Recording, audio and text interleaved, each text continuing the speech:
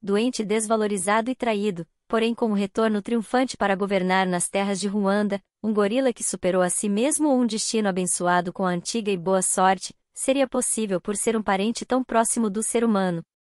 Muitos de nós nos identificamos com narrativas de primatas, ainda mais quando elas estão registradas comprovando sua autenticidade. Talvez seja isso que tenha concedido a esse gorila o título de monarca. Esse é o Vulgar Selvagem.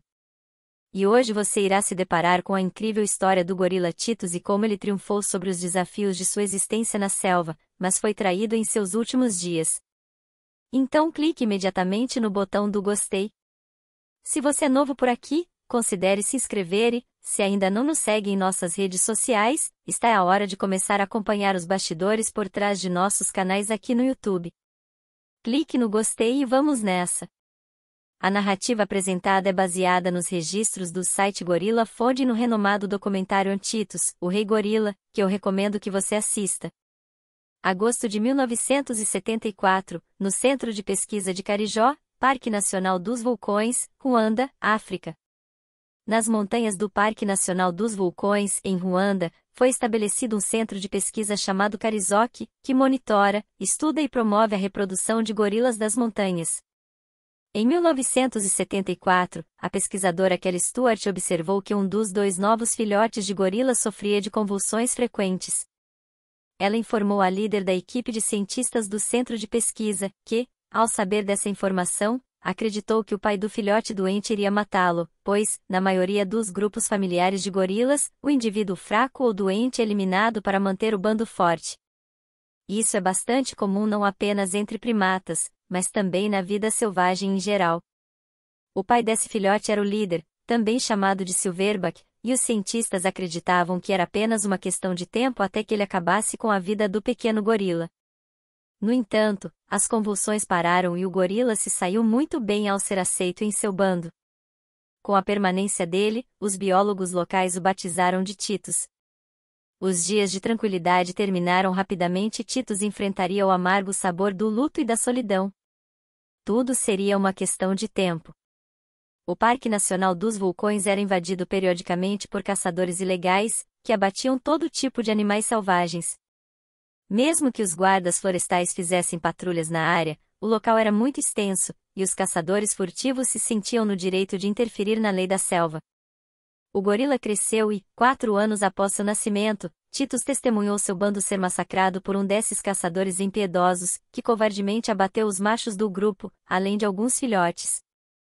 As fêmeas fugiram, abandonando os poucos sobreviventes, e Titus conseguiu escapar ao se esconder em cima de uma árvore, observando tudo em silêncio. O animal que muitos de nós consideramos irracional teve a vida de sua família roubada pela ganância humana. Paralisado pelo medo, Titus permaneceu escondido por horas, pois o som dos tiros parecia ecoar ainda pela vegetação manchada de sangue. Agora ele estava completamente sozinho. Seu pai, o líder do bando que o aceitou apesar de suas limitações na infância, estava sem vida, assim como os outros machos. Sua mãe e outras fêmeas haviam fugido. Titus tinha 2 opções: afundar-se na tristeza e definhar aos poucos ou encontrar outra maneira de sobreviver. Pela primeira vez, ele escolheu recomeçar.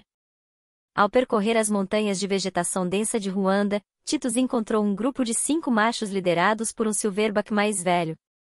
E mais uma vez, o destino lhe sorriu. Os instintos de Titus tinham apenas 4 anos, enquanto os outros gorilas eram adultos e não tinham motivos para aceitá-lo ali.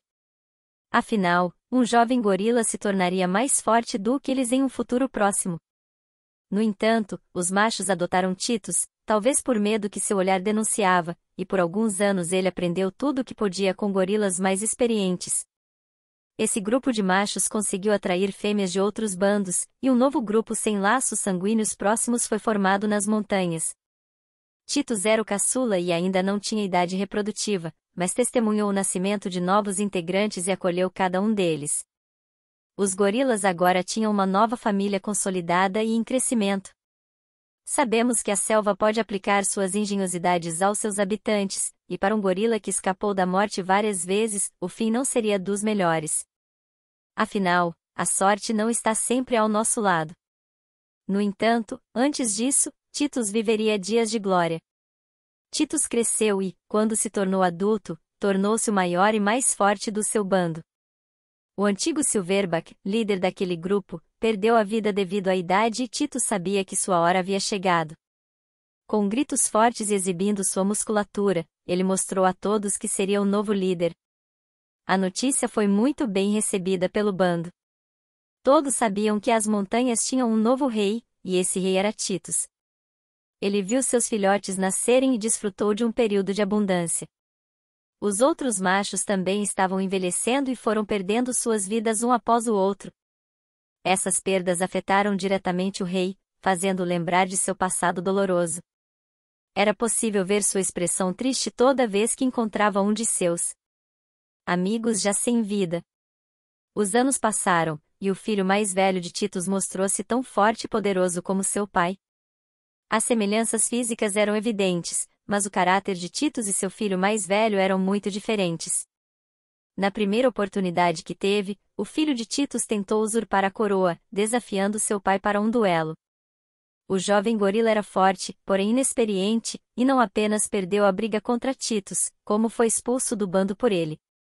Por mais doloroso que fosse ver seu filho mais velho partir, era a coisa certa a se fazer naquele momento. Titus ainda era saudável e tinha energia para governar por mais algum tempo. Titus conduziu seu bando para uma nova área, temendo que seu filho retornasse e o atacasse desprevenido. Mas nessa jornada, não apenas o território mudou, mas também a lealdade de seu bando.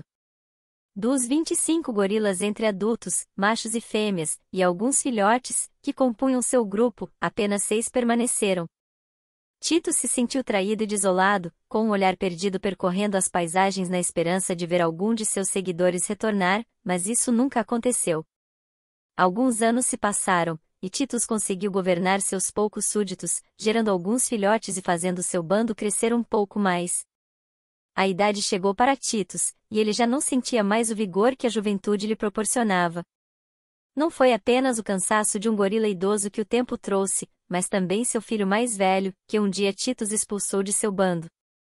Agora, com a experiência de combate a seu favor, seu filho retornou e certamente se aproveitaria da idade avançada de seu pai. No dia 14 de setembro de 2009, os trabalhadores do Centro de Pesquisa de Carisópolis encontraram o filho de Titus gritando entre as árvores e batendo no peito, autodenominando-se o novo rei daquele bando de gorilas das montanhas. Ao seu lado, Titus estava caído, sem vida, encerrando um ciclo de 35 anos de superação.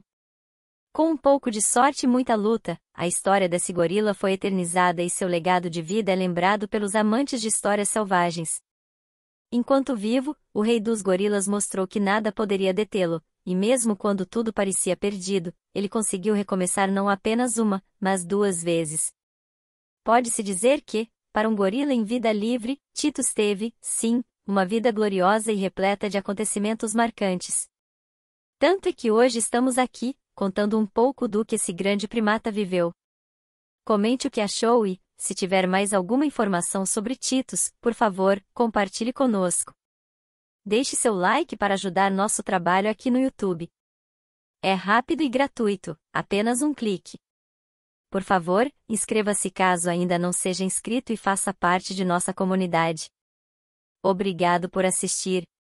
Fui.